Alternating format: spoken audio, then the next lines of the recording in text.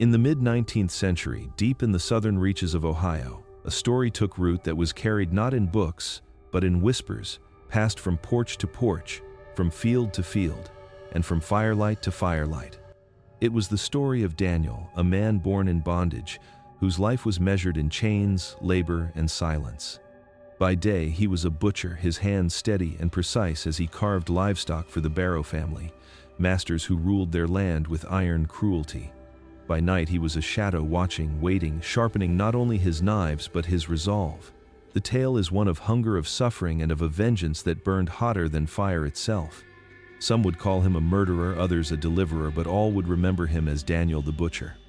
What follows is not only his story but the echo of countless voices crushed under the weight of slavery, a reminder of how even the quietest man can rise to carve his name into history. Sorry for the interruption. Where are you tuning in from? Drop it in the comments. The morning after the fire, the smoke still clung low across the valley. Charred beams jutted upward from the blackened ruin of the Barrow farmhouse, their edges glowing faintly like dying embers. The neighbors gathered along the fence line, whispering as they stared at the sight that chilled them most of all. Hung carefully on a splintered fence post was a butcher's apron, stiff with blood, the stains dark against the pale fabric. It moved faintly in the breeze, like a grim banner left behind by the man no one had seen since the blaze. The Barrow family was gone, their house reduced to ashes and their legacy burned away in the night. Yet it was not only the fire that drew the neighbors' eyes. It was the absence of Daniel. For years he had labored in silence, the quiet slave who tended the smokehouse and carved meat with a steady hand. Now, with the Barrows dead and their home destroyed, Daniel had vanished into the shadows of southern Ohio. Whispers spread quickly.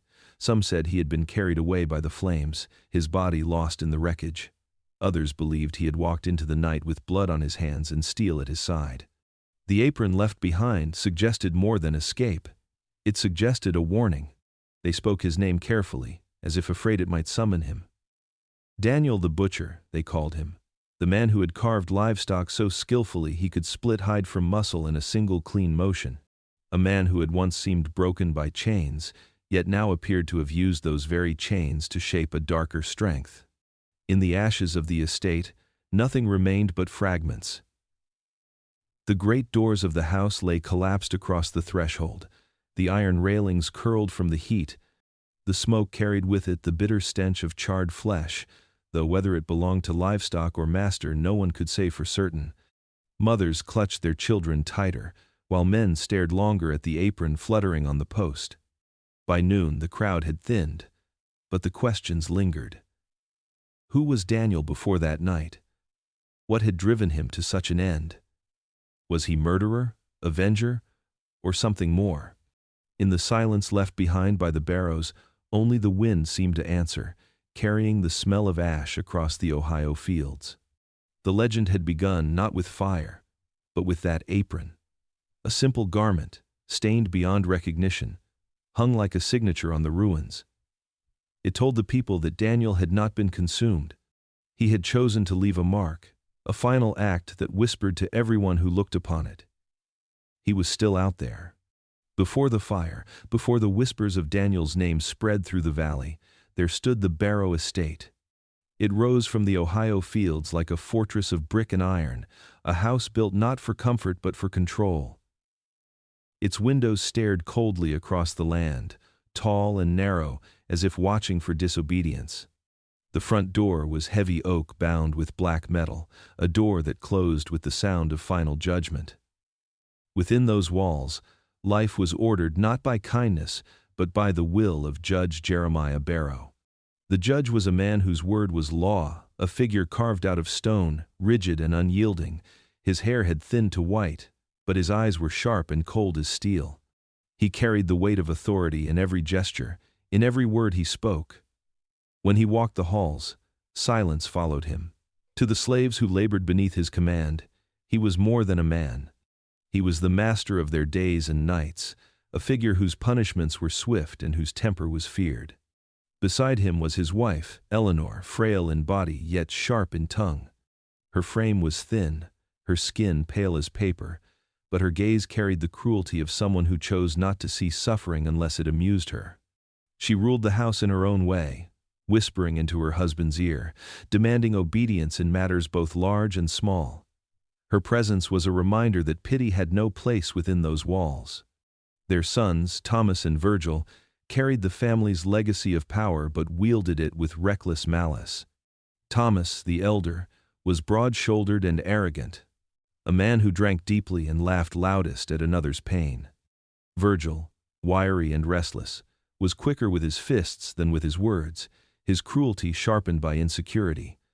Together they tormented the enslaved with a boyish delight that never softened as they grew into men.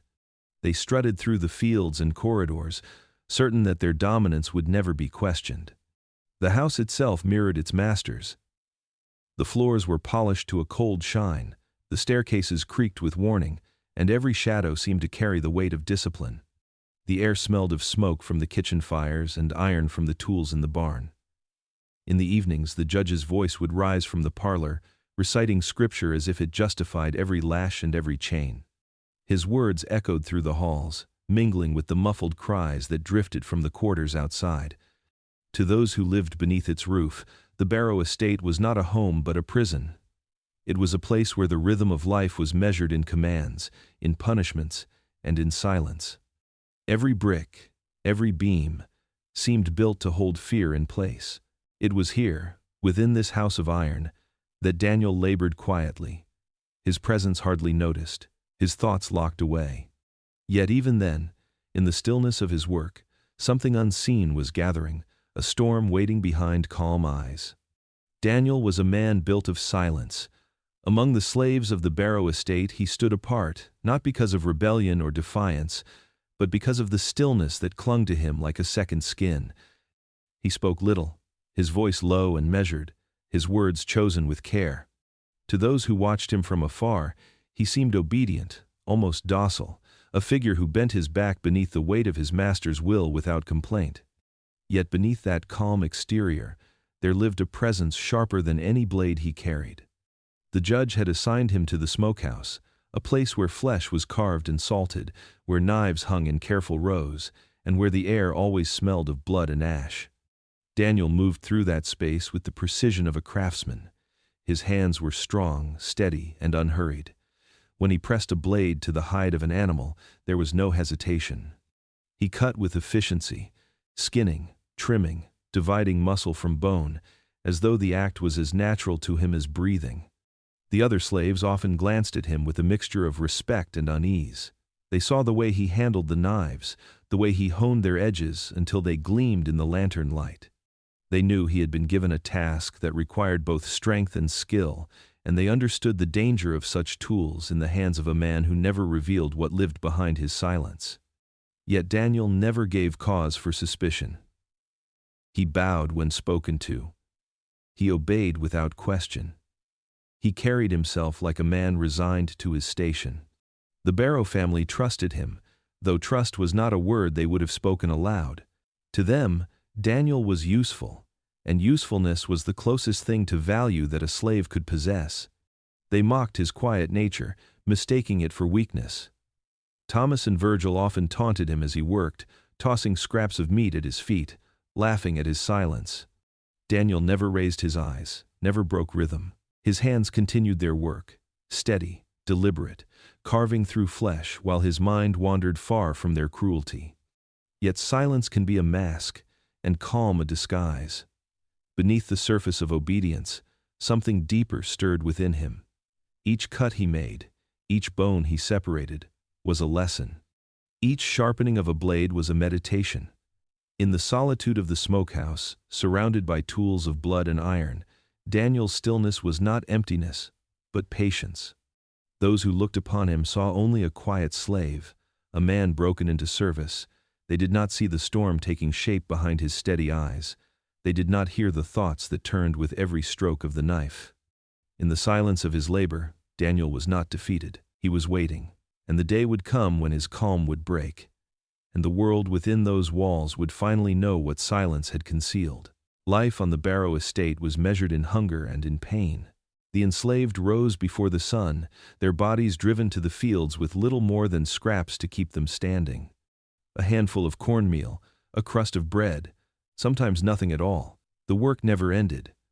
Planting, cutting, hauling, bending under the lash of heat and the crack of the overseer's whip. Each day blurred into the next, marked only by exhaustion and the faint hope of surviving until nightfall. Punishment lingered over every hour. A missed step, a slowed pace, a glance held too long, each was enough to earn the whip or worse. The lash carved marks into backs already hardened by scars, each stripe meant to remind them that resistance was useless. Yet the Barrows did not only punish bodies, they sought to break spirits, to grind down any thought of freedom, until even dreams seemed dangerous. Daniel moved through this world with quiet purpose, his work set apart from the fields. In the smokehouse, the air was heavy with the smell of raw meat and smoke, the walls darkened by years of fire. Knives of every size hung neatly in rows, their edges catching the lantern light. Here, Daniel's hunger was not only for food but for something unspoken, something he dared not voice even to himself. He cut with precision, carving muscle from bone, trimming fat, dividing flesh with the same steady rhythm day after day. To the Barrows, his skill was useful, even admirable. To Daniel, it was something more. Each cut taught him patience. Each sharpened blade reminded him of power. He watched the way flesh yielded beneath steel, the way even the strongest animal fell silent with the right strike. At night, when his own meal was nothing more than scraps tossed from the Barrow table, Daniel sat with the memory of meat that had once filled his hands. Hunger gnawed at him, not just for food but for justice. He thought of the Barrow brothers' laughter, of the judge's cold sermons, of Eleanor's eyes turning away from suffering she chose not to see. Hatred settled into him slowly, like smoke clinging to his skin, invisible yet suffocating. The others whispered of escape, of running north to freedom, but Daniel remained silent. His eyes lingered on the blades lined neatly along the wall. In their cold gleam, he saw not escape, but possibility. His masters believed they had broken him, but the truth was far more dangerous. Hunger and hate lived side by side within him, sharpening him as surely as he sharpened his knives. And though he spoke little, though he moved with the calm of obedience, Daniel was already imagining the day when the blades in his hands would find a different kind of flesh. Thomas and Virgil Barrow were the kind of men who grew up knowing power would always shield them. From their earliest years they had learned cruelty was not only permitted but rewarded. What began as childhood taunts became habits carried into manhood, sharpened into something darker. For the enslaved on the Barrow estate, the brothers were a constant shadow, appearing without warning, their laughter carrying the promise of pain. Daniel often found himself the target of their attention. They circled him like wolves, mocking his silence, jeering at his steady hands as he worked in the smokehouse. Thomas would slap the back of his head as though Daniel were nothing more than another beast to be broken. Virgil, quicker in temper, struck him for imagined slights, his fists fueled by the thrill of dominance. They found amusement in inventing ways to test his obedience, daring him to flinch, daring him to break. One evening, after drinking heavily, they dragged him from his work and forced him into the yard. They placed a small animal in front of him, not livestock but a creature chosen only for their twisted amusement. With drunken grins, they demanded he slaughter it, watching closely to see if he would refuse. Daniel's hands moved as they always did, steady and precise, but inside, something twisted. The laughter of the brothers rang in his ears long after the act was done. The cruelty did not end with such games. They beat him without reason, shoving him into the dirt, daring him to rise, daring him to show anger. Each time he remained still, eyes lowered, his silence mistaken for weakness. They did not see that every blow, every insult, was carving a mark not on his body but deeper within his mind. Each humiliation fed the quiet storm that no one else could see. In the smokehouse, when he was alone, Daniel washed the blood from his hands and returned to his knives. He worked with greater care than ever, sharpening each edge until it glimmered, practicing motions that had already become second nature. The memory of the brothers' laughter lingered with him, growing heavier with each passing day. To the Barrow brothers, Daniel was nothing but a tool, a man stripped of will. They believed his silence was proof of their mastery. proof that cruelty had bent him fully to their control. But Daniel endured not because he was broken. He endured because he was waiting. Every insult was a seed. Every wound was a promise. The brothers never saw it, but their own cruelty was shaping the hands that one day would turn against them. In the dim light of the quarters, whispers traveled like smoke. They spoke of men and women moving north through secret paths, of abolitionists who risked their lives to guide the enslaved into freedom. The words carried hope, fragile but steady, a flame that would not die no matter how the masters tried to smother it. Names like Cincinnati and Canada passed from mouth to mouth in hushed tones, places painted in the imagination as lands where chains fell away and no whip ever cracked again. For many, these rumors were lifelines. At night, after the day's labor had broken their bodies, they clung to the dream of escape. They pictured themselves crossing rivers under moonlight, hiding in barns, following stars to a place where their children might be born free. Even the possibility was enough to soften despair, to keep their spirits alive against the weight of hunger and punishment. Daniel listened. He heard the quiet talks, the hurried plans, the warnings not to trust too easily. He absorbed every detail. But when others looked to him, he gave no sign of sharing their dreams. His silence seemed like agreement, but his eyes told a different story. For while the others looked north, Daniel's gaze never strayed far from the smokehouse. There, his knives waited. The steel gleamed in the lantern light, each blade a familiar companion. While others imagined the open roads to freedom, Daniel imagined different paths, ones that began and ended with the men who had bound him. He sharpened the knives with a slow, deliberate rhythm, each stroke against the stone, echoing like a heartbeat. Freedom, to him, was not found in distant lands. It was found in the reckoning he carried inside. He respected the courage of those who dreamed of escape, but he knew his own heart did not beat for flight. To run was to leave the Barrows standing, to let their cruelty live on, unchecked, while he disappeared into the world. That thought fed his hunger as surely as any meal might. So Daniel listened, but he did not speak. He nodded when others spoke of routes and guides, but in the solitude of the smokehouse, his mind returned always to the same truth. He was not planning to run. He was planning to stay. He was planning to turn the very tools his masters had placed in his hands into instruments of justice. For Daniel, freedom would not come from fleeing their reach. Freedom would come when their reach was ended forever. On Sundays, the Barrow household gathered in the parlor, its high ceilings and polished wood meant to echo grandeur, though for those forced to attend it was a chamber of fear.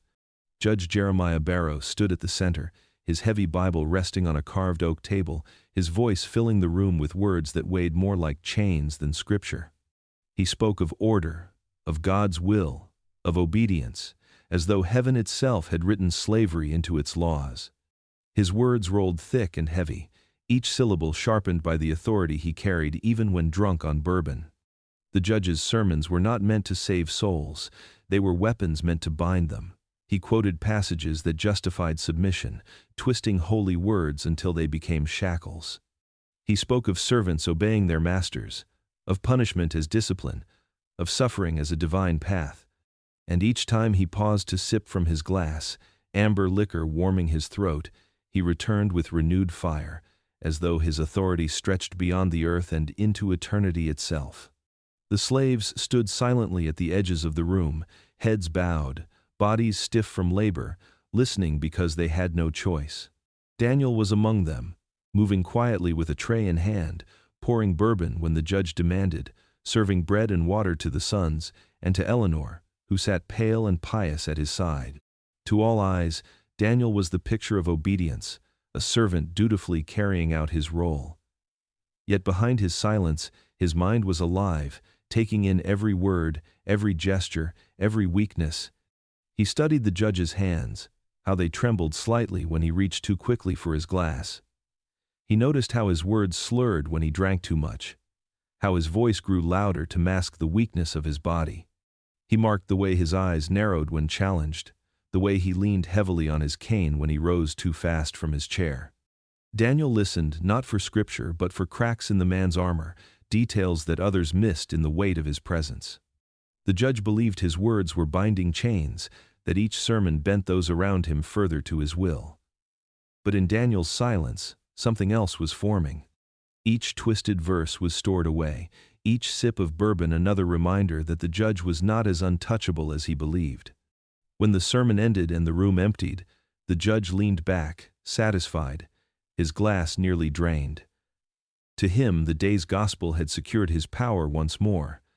To Daniel, it had revealed another page in the ledger he was writing silently in his mind. A ledger that would not be balanced with words or prayers, but with steel. The smokehouse was Daniel's world, a place where steel met flesh and every movement had its rhythm. He worked with a patience that seemed endless, his hands steady, his breath even. The cleaver rose and fell in a cadence all its own, a heavy thud against wood, a sound that echoed like the beat of a drum. The knife slid with smooth precision, separating hide from muscle, trimming fat from lean, each cut measured and exact.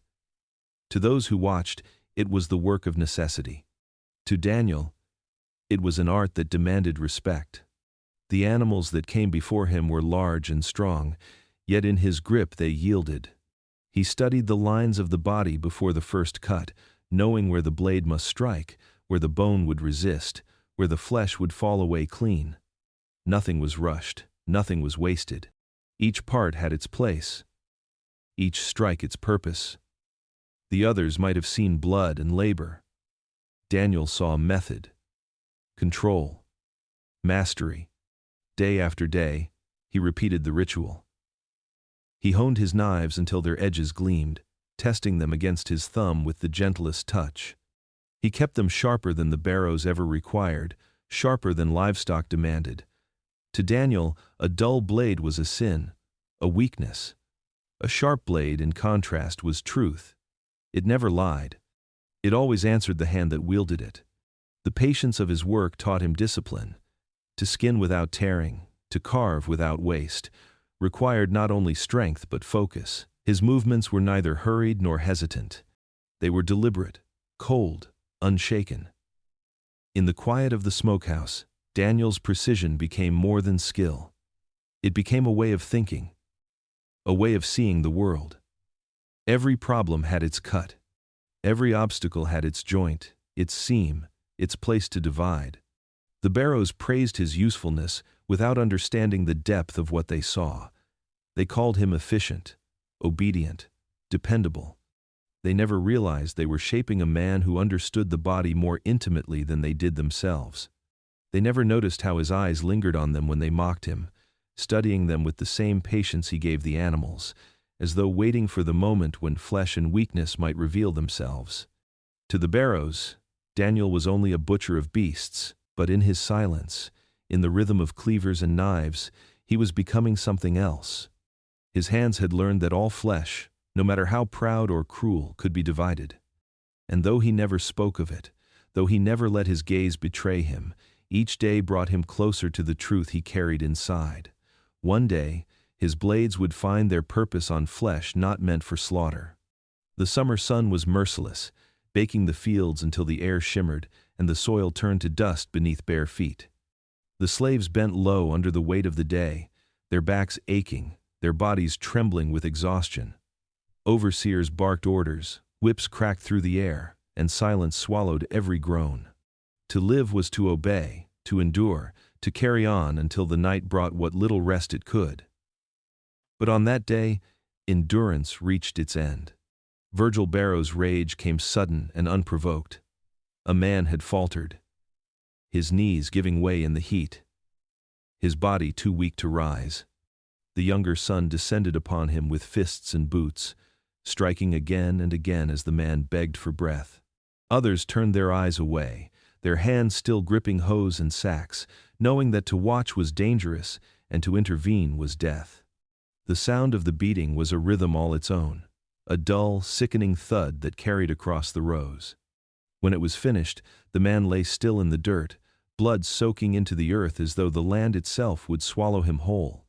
Daniel stood at the edge of the field, the knife he carried for slaughtering livestock still in his grasp. His fingers tightened around the handle, the wood worn smooth from years of use. His eyes fixed on the broken body, then drifted to Virgil, who stood panting and smirking, proud of his cruelty. In that moment, Daniel felt something inside him fracture. The silence that had bound him, the patience that had defined him, gave way to a storm that had been building quietly, steadily, all these years. He did not cry out. He did not tremble. Instead, he felt an eerie stillness settle over him. The knife in his hand seemed to pulse with weight, as though it had always been meant for more than animals. He realized, with a clarity that chilled him, that he had rehearsed this moment 1,000 times in the smokehouse. Every stroke, every cut, every thought of how flesh yielded to steel had been a preparation. And now, as he stared at the blood in the soil, he knew vengeance was no longer a dream. It was an inevitability. The others carried the body away in silence, their eyes hollow, their steps slow. Daniel did not follow. He remained standing, the knife still in his hand, his gaze steady on Virgil. Though no word escaped his lips, the decision had already been carved into his soul. He would endure no longer. The breaking point had come, and with it, the path of blood he could no longer turn away from. The nights grew longer for Daniel, not because the moon lingered, but because sleep no longer claimed him as it once had. He lay on his straw pallet with eyes open, staring into the dark, listening to the sounds of the house and the quarters. Every creak, every groan of timber, every footfall on the boards above became part of a pattern he committed to memory. He knew where the steps moaned loudest, where the floor betrayed weight, where silence could still be kept. What others ignored, he studied, until the Barrow estate itself revealed its secrets to him. By day, his work remained unchanged. He cut and carved in the smokehouse, his blades flashing in the dim light, the rhythm of his labor never faltering. But the sharpening stone stayed in his hand longer now. Each blade was honed until it gleamed like glass, until its edge could split hair with the gentlest stroke. The others noticed his patience at the wheel, but none dared question it. Daniel sharpened with purpose, and though his face betrayed nothing, inside his mind the edge of steel had already tasted flesh beyond the slaughterhouse. He began to watch the Barrow brothers more closely, though never openly. Their evenings often ended with drink, their laughter thick and slurred, their tempers unpredictable. Virgil staggered when drunk, heavy-footed, careless with his steps. Thomas slouched and muttered, prone to leaving doors unlatched and lamps burning too low. What they thought were moments of freedom, Daniel marked as weakness. Their habits became a map of opportunity.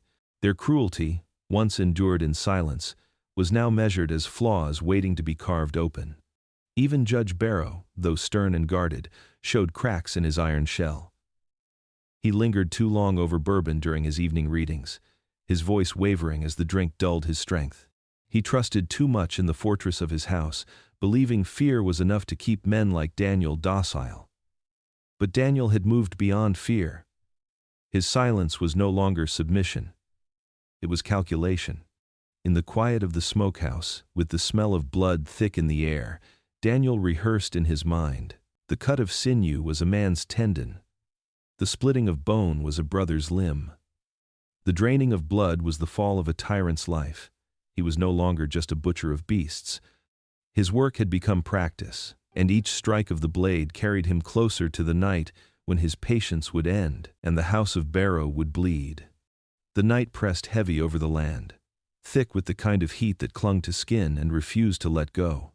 The air smelled of damp earth and old smoke, and the moon hung low, veiled by clouds that seemed unwilling to part. In the darkness, the smokehouse stood silent, its walls steeped with years of blood and fire. Within, Daniel waited. The tools hung from their hooks like sentinels, each one gleaming faintly in the light of a dying lantern. Knives of every length, their edges honed to perfection. Cleavers with thick blades meant to split bone. A bone saw, its teeth sharp and eager. Hooks lined the beams above, their metal stained with the ghosts of countless animals.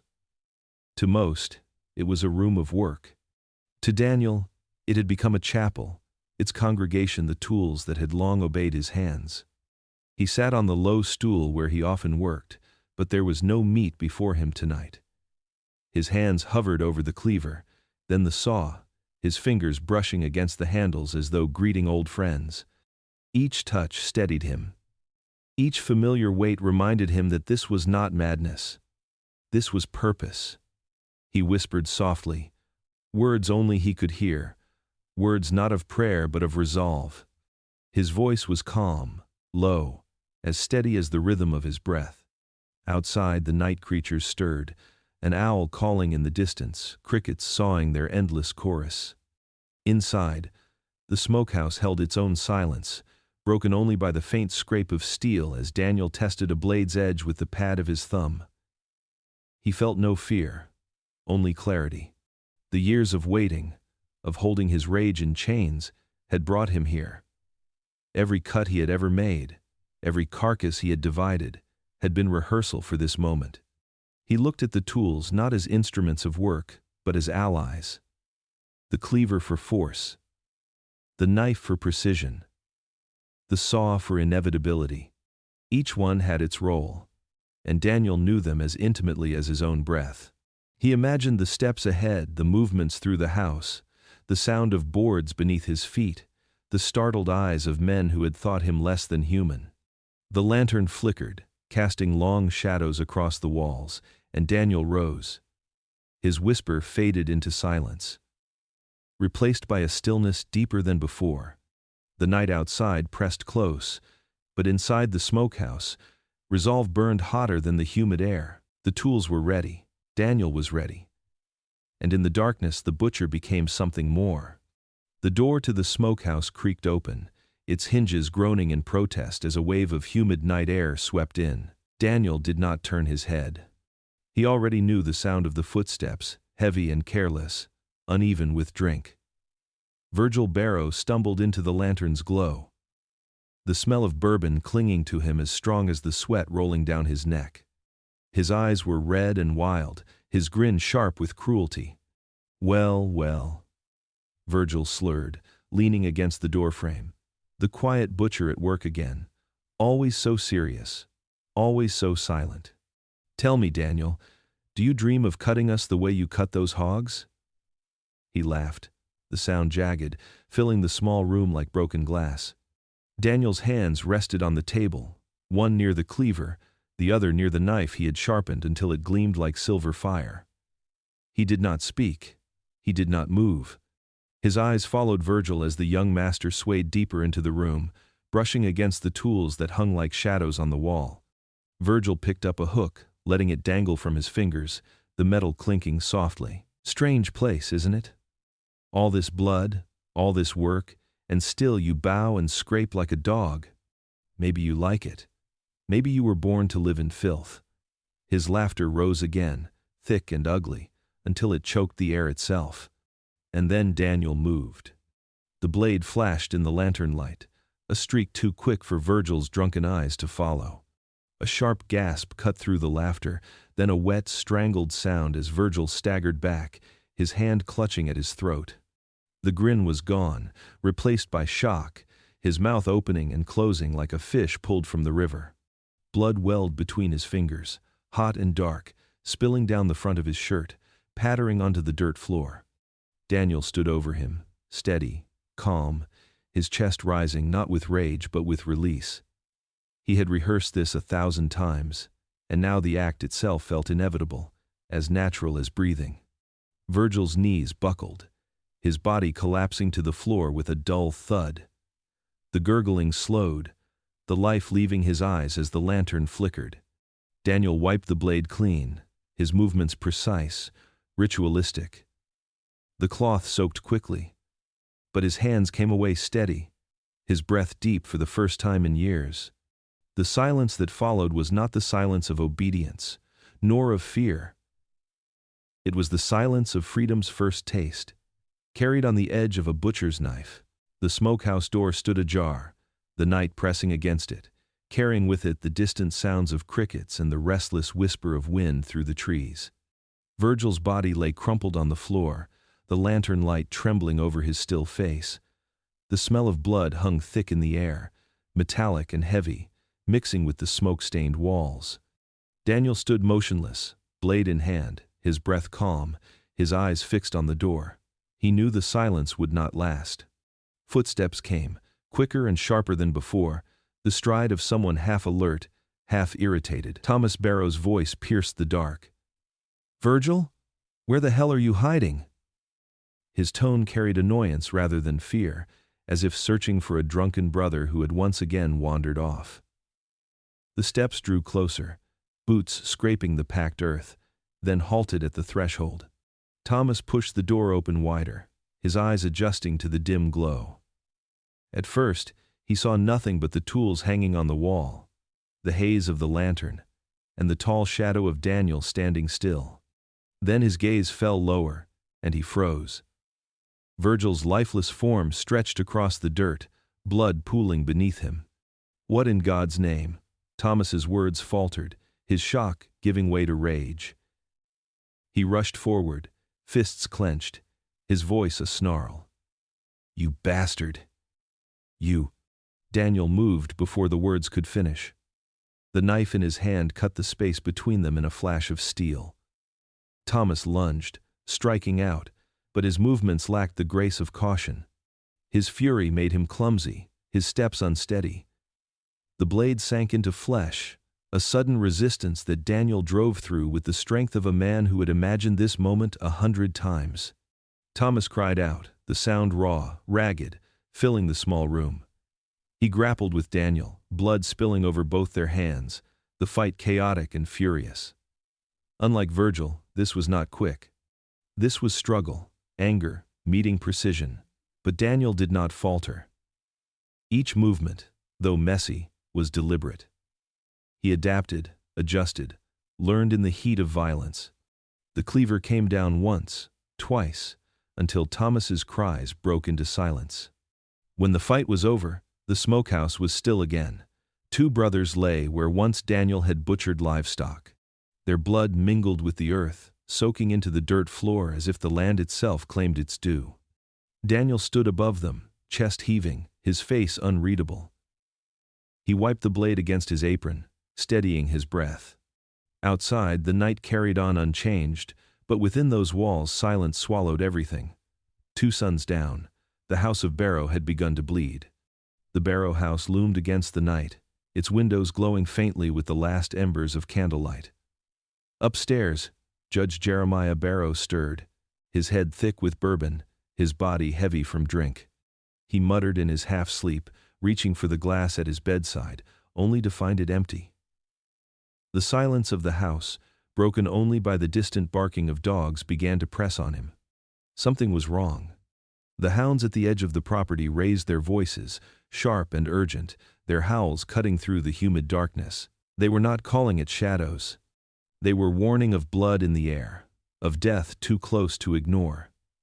The judge pushed himself upright, his temples throbbing, his hand fumbling for the pistol on the stand. His wife's voice broke the stillness before he could rise fully. From the upstairs window, Eleanor's scream tore into the night. High and shrill, it carried across the fields, a cry of terror that seemed to curdle the very air. She had seen what lay beyond the threshold, the figure stepping out of the smokehouse into the pale wash of moonlight. Daniel stood tall, his apron drenched and glistening, his cleaver hanging at his side, the blade still dripping. The judge staggered to the window, his eyes narrowing against the light. He saw the man who had served silently for years, the butcher, who had labored without complaint, standing now with the mark of vengeance written across him. For the first time, Jeremiah Barrow felt the sting of fear in his chest. He shouted down, his voice rough with drink and panic. "Eleanor, inside, lock the doors!" But the night had already shifted.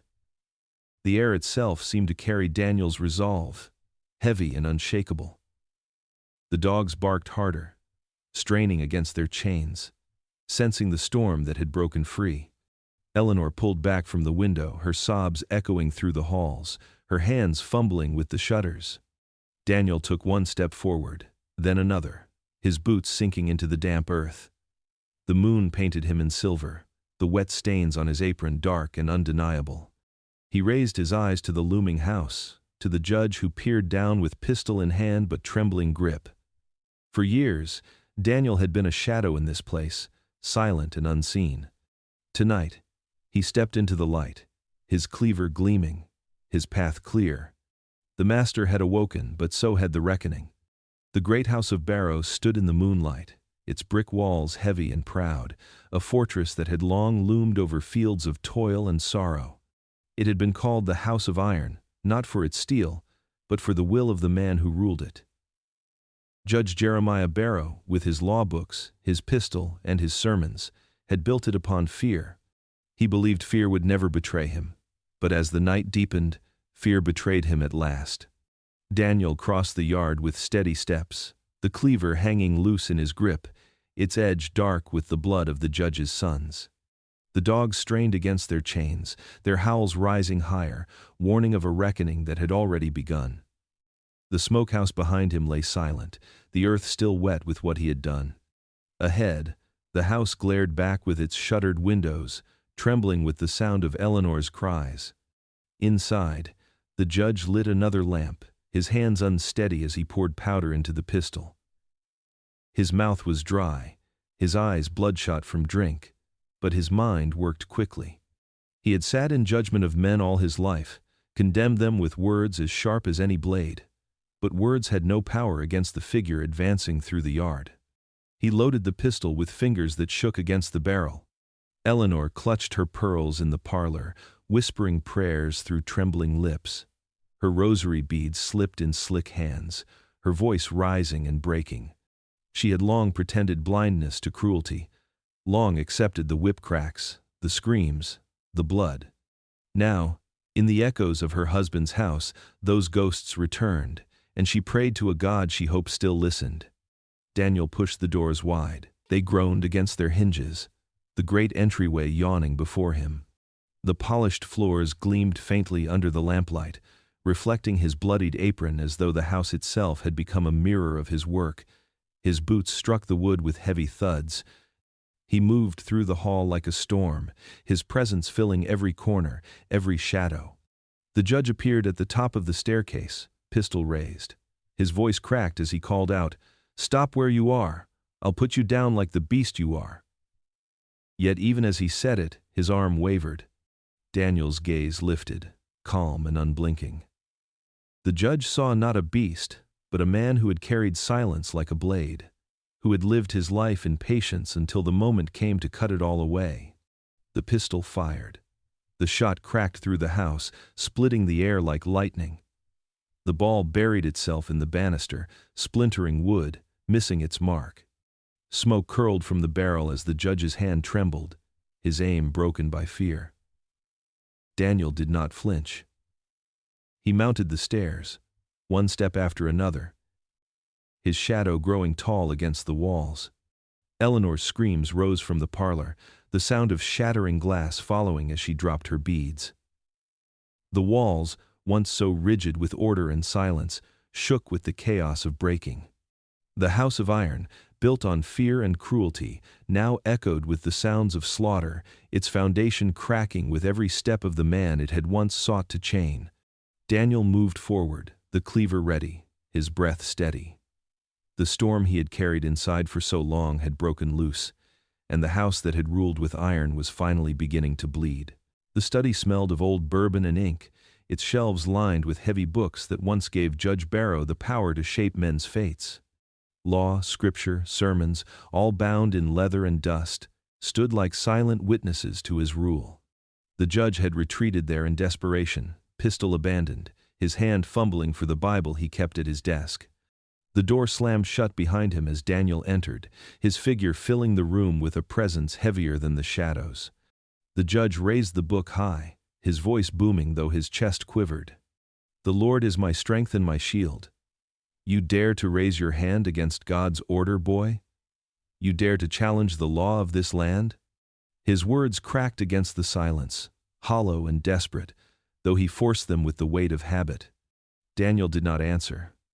His eyes moved over the shelves, over the man clutching scripture as though it could shield him.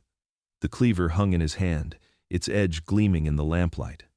He took one step closer, his boots striking the floorboards with a steady rhythm. The judge's voice grew louder, frenzied now. "The wages of sin is death. You will burn for this. I am ordained to rule, to keep order. And you are nothing but a beast in man's skin.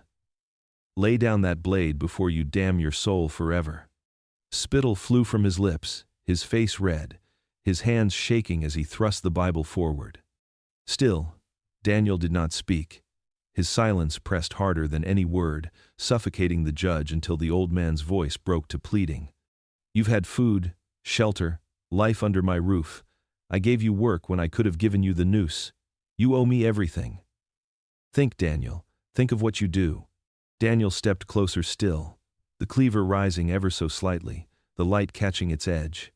His eyes met the judge's, calm and unblinking, carrying a judgment that no book could overturn. He had heard scripture twisted into chains, heard sermons used to break men into silence. He had endured years of authority that cloaked cruelty in holy words. Now those words lay hollow, stripped of their power in the face of steel. The judge's voice dropped to a whisper, trembling. "The last offense of a man who had lost everything. You will answer to God." Daniel moved with the precision of his trade. The blade came down, not in rage but in finality, a sentence carried out by the hands of one who had carved flesh all his life. The judge's cry broke into silence, his body collapsing against the desk, the Bible slipping from his hand and falling to the floor with a dull thud. The room grew still. The shelves stood witness, the books of law and scripture unmoved. Daniel stood above the fallen man, his breath steady, his hands certain. For the first time, the judge had been made to stand trial. His verdict had come not from the bench, nor from the pulpit, but from the blade of the butcher he had once believed he owned. And in that judgment, the house of iron fell silent. The parlor lay in shambles, lamps overturned, curtains torn loose, the air heavy with the scent of blood and smoke. Eleanor Barrow stood near the hearth, her silken gown trembling around her ankles, her hands clutching a string of pearls so tightly the beads cut into her skin. Her eyes darted to the stairs, to the door, anywhere but the man who stood before her. Daniel moved slowly into the room, his apron stained, his cleaver dark, his breath steady in the silence that followed the storm. Her voice cracked like brittle glass as she spoke. "Please, please, Daniel. You are not a monster. I know you. I've seen you in the garden, in the kitchen. You are gentle. You are good. This isn't you." The pearls trembled in her grip, her words falling quickly, desperately, as though they could build a wall between her and the truth. Daniel did not answer. He only watched her, the weight of years pressing down on him as he studied the woman who had lived in the same house, eaten from the same table, walked past the same fields, and yet never once stopped the lash when it fell. His silence was colder than steel, and she felt it cut sharper than any blade. She took a step closer, tears streaking down her painted face. "I never raised a hand to you. I never hurt you. It was my husband, my sons, their doing, not mine. I could do nothing. I was powerless, Daniel. Powerless." Her voice broke into a sob, her body quivering as she sank to her knees, her pearls slipping loose and scattering across the floor like tiny white bones. Daniel's gaze did not waver. He remembered her watching from the veranda while men were whipped to the ground. He remembered her sitting silently in church as the judge spoke of obedience and order, nodding gently, eyes lowered, lips sealed. He remembered the feasts where she sipped wine while the slaves stood outside in the cold. Always present, always watching, never speaking. Her silence had been a chain as heavy as any iron shackle. Eleanor pressed her palms together, voice trembling with the last of her hope. "Spare me. I can change. I will leave this place. I will free them, Daniel. I swear it. Just let me live." Her words hung fragile in the air, breaking against the stillness that surrounded him. Daniel stepped forward. His shadow stretched long across the floor, covering her like a shroud. His voice, low and steady, came at last. The first words he had spoken since the night began. "You saw, you knew, and you chose silence." Her sobs deepened, her body curling inward as though the words themselves were the blade. Daniel raised his hand, the decision already made, not from anger but from the cold reckoning that silence in the face of cruelty is no less a crime than the cruelty itself. The house that had once echoed with sermons and supper now held only the sound of Eleanor's final prayer, unanswered. When silence returned, it was complete, heavy, absolute. Daniel stood among the ruins of the Barrow family, knowing at last that mercy had no place in a world built on chains. Some silences were too deep to forgive. The night sky glowed red before the first torch even touched the timber. Daniel stood at the edge of the porch, the cleaver heavy in his hand, and looked upon the house that had once been the seat of order, wealth, and cruelty. Its windows stared back at him like blind eyes, its doors yawning wide, already waiting for the flames. He bent low, lit the dry kindling piled high near the smokehouse, and set his hand to destruction. Fire caught quickly, greedy as hunger, licking upward, devouring the walls that had held so much pain. The crack of wood and the roar of flames filled the air, louder than sermons, louder than whips, louder than the screams that once haunted the fields. Sparks leapt into the humid sky, trailing like stars ripped loose, while the roof timbers groaned and split. Daniel did not flinch. He watched the blaze spread across the boards he had scrubbed on his knees, the windows he had polished until they shone, the parlor where the judge had spoken of obedience. Every room, every wall, every nail was swallowed in fire, and in its light he felt the weight of years burning away.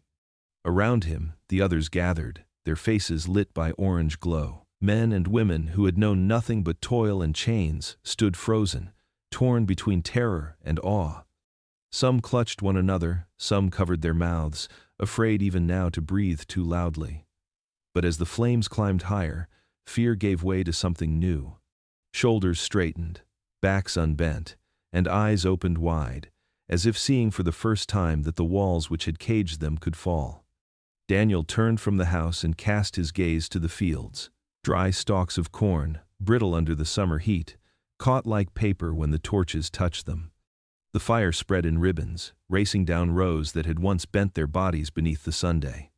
The fields, symbols of labor and chains, became a sea of fire, rolling outward in waves, erasing the Barrow name with smoke and ash. The air grew thick, hard to breathe, but no one moved to stop it. The house cracked as its bones gave way, a thunderous collapse shaking the earth. Eleanor's pearls, the judge's books, the brothers' boots, all of it reduced to embers and dust. The Barrow legacy, once so proud, was vanishing in the span of a single night. Daniel spoke no words, but his presence was command enough. One by one, the slaves turned from the blaze and stepped into the woods beyond the fields. They carried nothing but the clothes on their backs and the trembling hope in their chests. For the first time, they walked without fear of being called back, without the lash at their heels. They walked free, though every breath carried the taste of smoke, and every step pressed ash into their souls. Behind them, the fire roared higher, a beacon to the heavens, a signal that the Barrow dominion was no more. Daniel lingered last, watching until the roof caved and the walls folded in on themselves, sparks showering into the dark. Then he too turned to the forest, disappearing into the night. Freedom had come, but it was not sweet. It tasted of ash, of smoke, of all that had been lost. Yet it was freedom still, and in that bitter taste lay the first promise of a life unchained. The dawn broke quiet over southern Ohio, soft light spilling across the smoldering ruins where the Barrow estate once stood. Ash drifted in the breeze like black snow, coating the grass, clinging to the charred fence posts, settling on the fields that had burned through the night. Nothing remained but the skeletal frame of the house, timbers blackened and sagging, chimneys jutting like gravestones. The smoke curled upward into the pale sky, a final mark of what had been. Among the survivors, whispers spread quickly. They had fled into the woods when the fire roared, their eyes wide, their breaths shallow, their bodies trembling with the sudden shock of freedom. But as the first light of morning crept across the land, they noticed the one who had made it possible was no longer with them. Daniel was gone. His place by the fire, empty. His cleaver, missing. His shadow, absent. Some swore they had seen him walking north, slipping into the trees with steady steps, his figure swallowed by the darkness long before dawn touched the horizon. They whispered of the Underground Railroad, of safe houses hidden along rivers, of lanterns hung in windows that pointed the way to freedom. Perhaps he had gone that road, they said, carving a path not for vengeance but for survival, trading his blade for a chance at peace. Others told a different tale, their voices hushed, their eyes darting toward the tree line. They believed he never left at all. They spoke of a figure that lingered between the oaks, moving silently through the branches, carrying the cleaver like a ghost. They said his spirit was bound to the land, unable to leave the place of blood and fire, doomed to wander forever as the shadow of reckoning. To some, this was terror. To others, it was comfort. For in those whispers, the fear of the Barrows had been replaced by a fear of Daniel, and that fear promised no new master would ever dare take their place. The body was never found. No grave bore his name, no trail marked his passing. He became a legend almost as quickly as he vanished. To the ones who escaped, he was the silent deliverer, the hand that had cut their chains not with papers or laws, but with steel and fire. To the neighbors who looked upon the ashes of the estate, he was the butcher who had turned his knives on men, a reminder of what cruelty can harvest when it grows unchecked. And so the stories spread. Some said he lived free in the north, old and gray, telling no one of the night he took vengeance. Others swore he haunted the woods still, a figure glimpsed by hunters in the mist, the gleam of a blade catching the dawn light before vanishing again. In truth, no one knew. Daniel had slipped from history like smoke through trees, leaving behind nothing but silence, ash, and a story too sharp to forget. Whether man or ghost, runaway or spirit, his name carried weight. Daniel, the butcher who carved freedom from flesh and fire, then vanished into the dawn. Years passed, and the Barrow estate became nothing more than a patch of scorched earth, slowly reclaimed by weeds and wildflowers. Yet the memory of that night, the fire, and the blood never faded. It lingered in the soil, in the whispers of neighbors, and in the minds of those who had seen Daniel's shadow vanish with the dawn. From town to town, across taverns, porches, and quiet roads, the tale grew, twisting with each retelling, until Daniel the butcher became less a man and more a legend. To some, his name was spoken with fear. They called him a murderer, a savage who had turned against his masters with unnatural cruelty. Mothers in certain households warned their children of the butcher in the woods, saying if they disobeyed, Daniel would come in the night, his cleaver shining, his eyes cold. Farmers who once admired the Barrows muttered of vengeance gone too far, insisting that justice belonged to courts and scripture, not the hands of a slave with knives. In their telling, Daniel was a curse, a monster born from rebellion. But among the enslaved, among the free men and women who carried scars on their backs and silence in their throats, the story was different. Daniel was not a monster. He was proof that flesh could fight back, that a man beaten, starved, and chained could still rise. Around hidden fires, they spoke his name with reverence. They told of his patience, his skill, his storm of silence, and how he carved freedom not from paper but from blood. For them, Daniel was no butcher of men, he was the hand of justice in a land where justice had none. And still the story grew. Some said he had made it to the north, that he had crossed rivers under moonlight and vanished into free soil, living out his days with new name and new kin. Others swore he never left Ohio, that he remained in the forests, a spirit that walked with every man who picked up a blade to defend his dignity. Hunters claimed to see him now and then, a shadow slipping between trees, the faint glint of steel flashing before disappearing into the mist. Whether man or ghost, the sight left them shaken. With every telling, Daniel became more than flesh and bone. he became a warning and a promise. To those who wielded the whip, he was a reminder that cruelty reaps its own harvest. To those who bore the lash, he was a reminder that silence does not mean surrender. He was the whisper in the fields at night, the shiver down the spine of any master who raised his hand too high. Years turned into decades, and yet his story lived on. The Barrows were forgotten, their wealth scattered, their land nothing but ash beneath the weeds. But Daniel remained, carried in the voices of the people, in the trembling hush of those who feared him, and in the quiet pride of those who honored him. Daniel the butcher. To some, a murderer. To others, a folk hero. But to all, a truth, carved in blood. A man treated like livestock will one day rise as the butcher.